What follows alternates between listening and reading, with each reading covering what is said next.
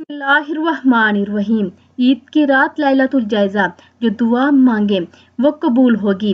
मुश्किलात और मसाइल का हल के लिए आजमोदा अमल है। ईद की रात को 2 रकत नफल नमाज पढ़ें और इसके बाद एक तस्बीह या तव्वाबु या करीम नहायत तवज्जो ध्यान और ठहर ठहर कर पढ़ें और तसव्वुर ये हो के या तव्वाबु पढ़ें और अपने गुनाहों और नाफरमानियों का ख्याल हो के मैं दुनिया का सबसे बड़ा मुजरिम हूँ और सख्त नदामत हो। और जब या करीम पढ़ें तो अल्लाह की रहमत का तसव्वुर हो कि अल्लाह ने मुझे अपनी रहमत की आगोश में ले लिया है और मेरे गुनाह माफ़ कर दिए हैं। रिज़्क में वसत, परेशानियों से निजात, मुश्किलात का हल, गुनाहों की ज़िंदगी से छुटकारा नस्ल दर नस्ल चली आ रही है।